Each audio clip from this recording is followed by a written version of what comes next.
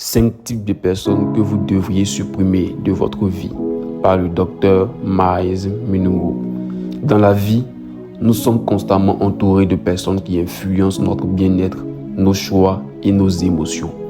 Certaines de ces personnes peuvent nous élever, nous soutenir et nous inspirer à devenir la meilleure version de nous-mêmes. Cependant, il existe aussi des individus dont les comportements toxiques comme le blâme, la plainte constante ou même l'agression peuvent nuire à notre développement personnel et émotionnel. Il est essentiel de reconnaître ces relations nuisibles et de prendre des mesures pour les éliminer de notre vie. Ce processus, bien qu'il puisse être difficile, est fondamental pour préserver notre santé mentale, retrouver notre pouvoir et nous orienter vers une vie plus épanouissante. Mesdames et messieurs, la vie est un voyage et c'est durant ce voyage que nous rencontrons forcément toutes sortes de personnes. Certaines nous élèveront, nous soutiendront et feront ressortir le meilleur de nous-mêmes. Mais d'autres, peu importe à quel point elles peuvent sembler proches, ne veulent que vous voir échouer. Aujourd'hui, je veux vous parler de 5 types de personnes qu'il est essentiel de couper de votre vie, en commençant par le premier, le concurrent. Ne me comprenez pas mal.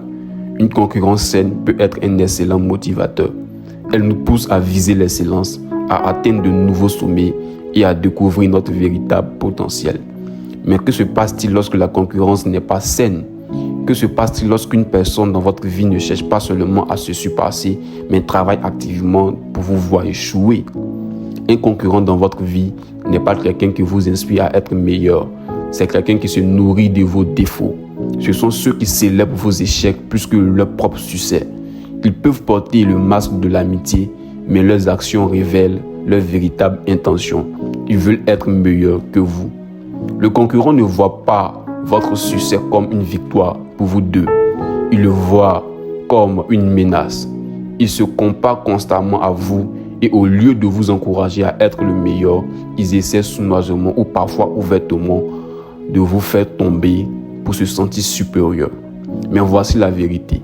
Vous n'avez pas besoin de quelqu'un dans votre vie qui vous voit comme un rival. Vous avez besoin de quelqu'un qui vous considère comme un partenaire, un collaborateur, un allié. Vous avez besoin de quelqu'un qui veut construire avec vous, pas contre vous. Le concurrent crée un environnement de négativité, d'envie et de tension inutiles. Dans ce type d'environnement, la croissance est étouffée et les rêves diminuent.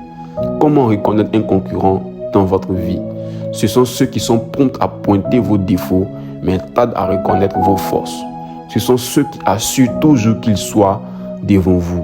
Ce sont ceux qui, au lieu de célébrer vos victoires, cherchent à minimiser leurs importances. Couper les liens avec les concurrents peut être difficile, surtout s'ils font partie de votre vie depuis longtemps. Mais rappelez-vous ceci, votre paix, votre croissance et votre succès sont bien plus importants que de maintenir une relation qui vous tire vers le bas. Entourez-vous de personnes qui célèbrent vos réussites comme s'ils les vivaient eux-mêmes. Entourez-vous de personnes qui vous élèvent, pas celles qui cherchent à vous détruire. Observez les personnes de votre vie et identifiez les concurrents qui sont plus concentrés sur vous battre que sur grandir avec vous. Lorsque vous prenez la décision difficile mais nécessaire de vous éloigner, sachez qu'il ne s'agit pas d'animosité, mais de protéger votre paix, votre croissance et votre avenir. Le deuxième type de personne à envisager de couper de votre vie est l'utilisateur. L'utilisateur est quelqu'un qui est toujours là quand il a besoin de quelque chose de vous, mais mystérieusement absent quand vous avez besoin de soutien. Il voit votre gentillesse, votre générosité et votre volonté d'aider comme des occasions de s'enrichir sans jamais se demander comment il peut rendre pareil. L'utilisateur se déguise souvent sous le couvert de l'amitié ou d'une relation mutuelle, mais leurs actions révèlent une tendance à prendre sans jamais donner. Ils peuvent venir à vous avec des demandes, que ce soit pour votre temps, vos ressources ou votre énergie émotionnelle, s'attendant à ce que vous laissiez tout tomber pour les accommoder. Et parce que vous appréciez la relation, vous vous trouvez à faire tout votre possible pour les aider, même quand cela est souvent gênant ou épuisant. Mais lorsque les rôles sont inversés et que vous vous trouvez dans le besoin, l'utilisateur est soit indisponible, soit réticent à fournir le même effort, le même niveau d'effort. Ils vous offriront des excuses ou des promesses d'aide plus tard, même plus tard ne viendra jamais. Le comportement de l'utilisateur n'est pas seulement injuste, c'est de l'exploitation. Cela crée une dynamique où vous donnez constamment alors qu'ils prennent sans jamais redonner. Ce déséquilibre peut mener à des sentiments de ressentiment, de frustration et même d'épuisement. Reconnaître un utilisateur dans votre vie peut être difficile, surtout si vous vous souciez profondément de lui. Mais sachez que vous méritez d'être dans des relations où l'on vous valorise pour ce que vous êtes, pas seulement pour ce que vous pourrez ou pouvez offrir. Couper l'utilisateur de votre vie ne signifie pas être égoïste, mais plutôt fixer des limites et reconnaître votre propre valeur. Vous avez droit à des relations réciproques et épanouissantes. En prenant de la distance avec l'utilisateur, vous remarquerez probablement un changement dans votre vie. Vous aurez plus d'énergie pour les personnes et les activités qui vous enrichiront vraiment et vous vous sentirez moins accablé par des exigences constantes. Vous aurez ainsi plus de pouvoir pour vous concentrer sur vos propres besoins et objectifs, tout en observant, en ouvrant de l'espace pour des relations sincères et équilibrées. La troisième personne à envisager de couper de votre vie est le blâmeur.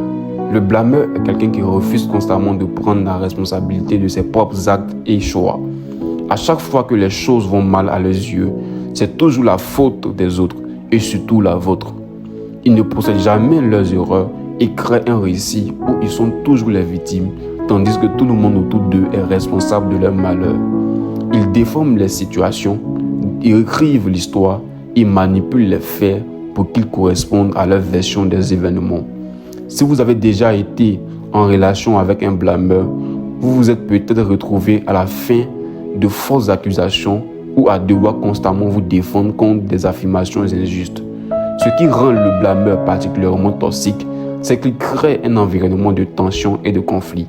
Ils sont prompts à critiquer, lents à pardonner et ne sont jamais prêts à admettre leur rôle dans cette situation. Ce type de dynamique est épuisant émotionnellement et peut même éroder votre estime de vous au fil du temps. Vous pouvez commencer à douter de vous-même, remettre en question vos actions et même vous sentir coupable pour les choses qui n'étaient même pas de votre faute. Le blâmeur manque souvent de conscience de soi et de maturité. Au lieu de réfléchir à leurs actions et d'apprendre de leurs erreurs, ils préfèrent transférer la responsabilité aux autres. Ce manque de responsabilité les empêche de grandir et d'évoluer. Et si vous restez proche d'un blâmeur, leur incapacité à changer peut entraver votre propre croissance.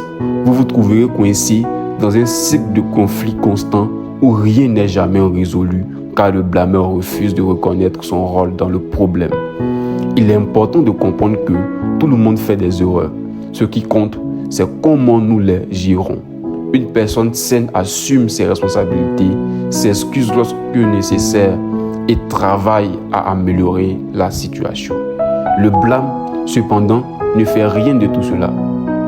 Au lieu de cela, il se déchaîne, détourne la situation et crée une atmosphère toxique où la communication constructive et la résolution de problèmes deviennent presque impossibles.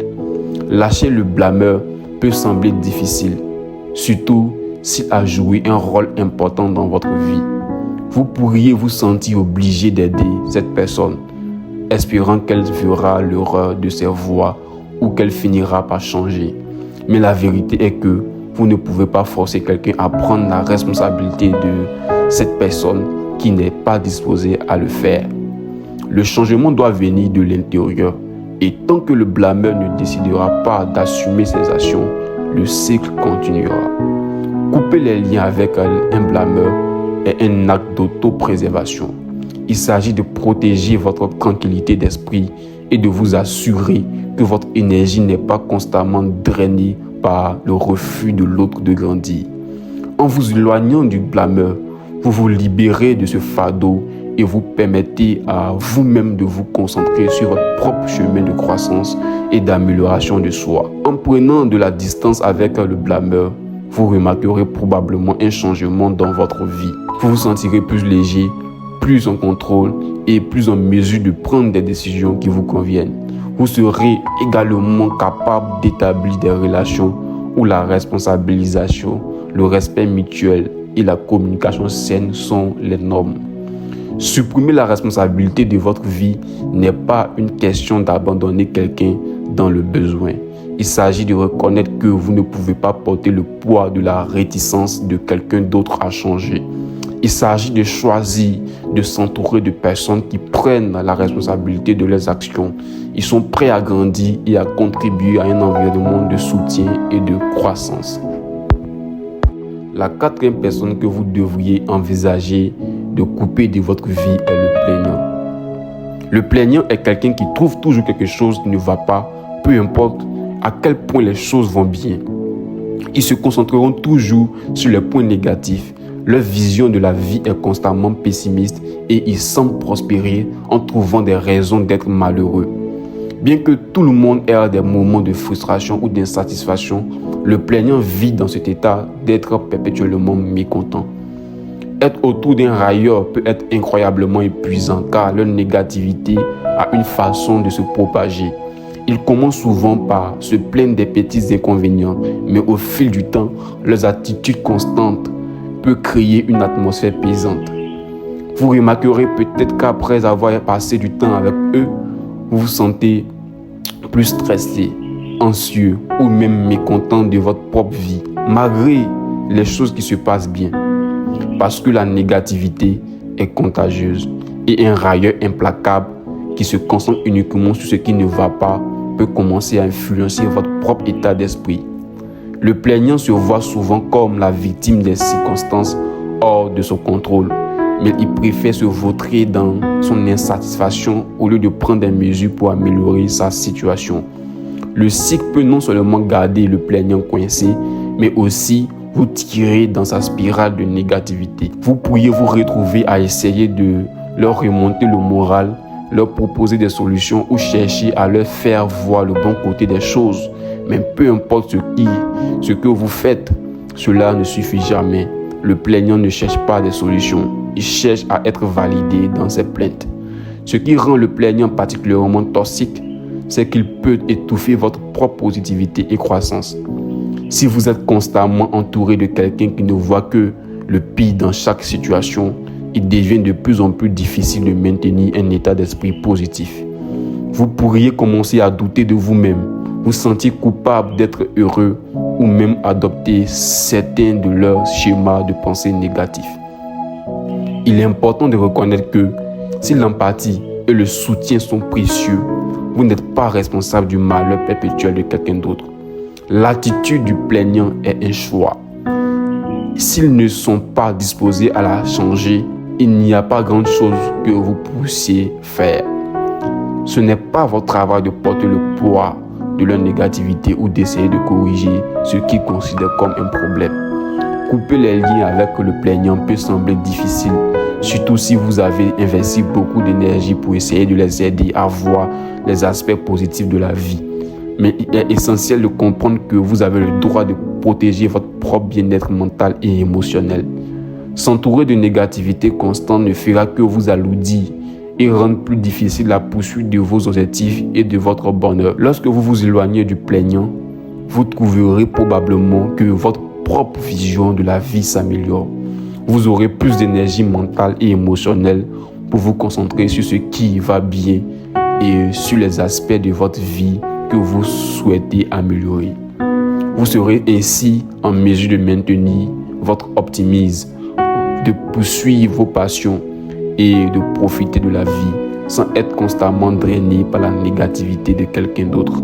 Lâcher prise de quelqu'un qui se plaint, c'est choisir de s'entourer de positivité et de personnes qui vous inspirent. Il s'agit de reconnaître que si vous pouvez faire preuve d'empathie envers les luttes des autres, vous n'avez pas à laisser leur état d'esprit négatif dicter le vôtre. En supprimant le plaignant de votre vie, vous faites de la place pour les relations qui sont édifiantes, encourageantes et alignées avec vos valeurs de croissance et de bonheur. La 5e personne que vous devez sans équivoque couper de votre vie est l'agresseur.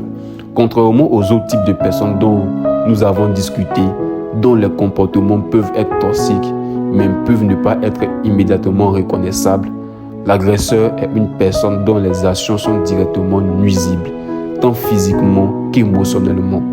L'agresseur cherche à contrôler, dominer et exercer un pouvoir sur vous, souvent par la manipulation, l'intimidation, voire la violence. La violence peut prendre de nombreuses formes, physiques, émotionnelles, verbales, psychologiques ou financières. Ce que toutes ces formes ont en commun, c'est qu'elles sont conçues pour diminuer votre estime de soi et vous faire sentir impuissant. L'agresseur s'en nourrit utilisant ce déséquilibre de pouvoir pour contrôler vos actions, vos pensées et même votre perception de vous-même. L'un des aspects les plus insidieux d'une relation abusive est que l'agresseur s'efforce souvent de vous isoler des autres. Il peut vous convaincre que personne d'autre ne se soucie de vous, que vous êtes digne d'amour ou que vous êtes d'une manière ou d'une autre responsable de leur comportement. Cette isolation sert à augmenter votre dépendance vis-à-vis de l'agresseur, rendant ainsi plus difficile le fait de se libérer au fil du temps. Les abus constants peuvent éroder votre estime de soi et votre confiance, vous faire sentir piégé et impuissant. Il est important de comprendre que la violence n'est jamais de votre faute, peu importe ce que l'agresseur peut vous dire. Personne ne mérite d'être traité avec cruauté ou manque de respect. Vous avez le droit d'être en sûreté, d'être traité avec dignité et de vivre une vie sans violence. Reconnaître les signes de violence est le premier pas vers la libération de l'agresseur. Ces signes peuvent inclure les critiques constantes, des tentatives de contrôler votre comportement, des sauts d'humeur imprévisibles, des menaces ou de la violence. Les effets de la violence peuvent être profonds et durables, mais la guérison commence lorsque l'on prend la décision de mettre fin à la relation. Ce n'est pas une étape facile, surtout si l'agresseur vous a convaincu que vous ne pouvez pas vivre sans lui ou si vous craignez sa relation.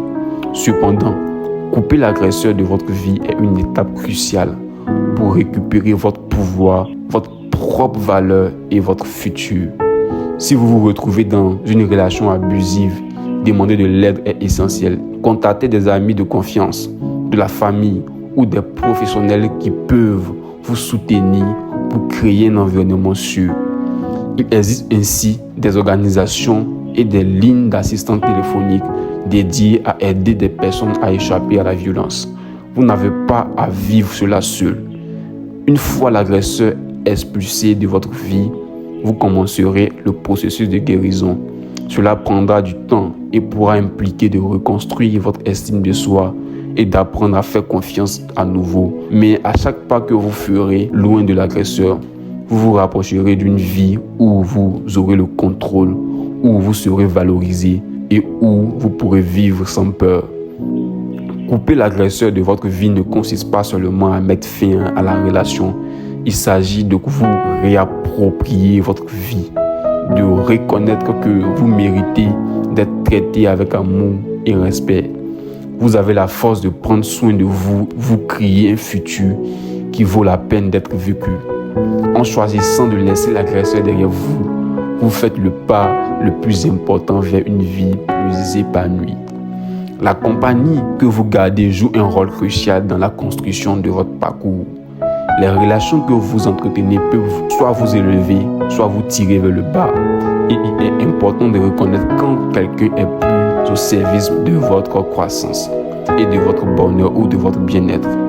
Le concurrent, l'utilisateur, le blâmeur, le plaignant et l'agresseur sont des personnes qui, de différentes manières, peuvent vous empêcher d'atteindre votre plein potentiel. Leur comportement crée des environnements toxiques et même s'ils vous font du mal, les garder dans votre vie ne fait qu'entraver votre progrès. Éliminer ces personnes de votre vie n'est pas une question de dureté ou d'impitoyabilité, mais de poser des limites et de protéger votre santé mentale, émotionnelle et physique. Il s'agit de prendre conscience que vous avez le choix de vous entourer des gens qui vous élèvent, qui soutiennent vos rêves, qui assument la responsabilité de leurs actions et qui encouragent la positivité et la croissance. En lâchant ceux qui vous tirent vers le bas, vous faites place pour des relations plus épanouissantes qui s'alignent avec la vie que vous voulez mener. Rappelez-vous que vous méritez l'amour, le respect et le soutien. Vous avez le pouvoir de choisir les personnes que vous autorisez à entrer dans votre vie. Et en prenant la décision difficile de couper les liens avec ceux qui ne servent pas à vos intérêts, vous choisissez de vous choisir vous-même. Vous choisissez un chemin de paix, de progrès et de but.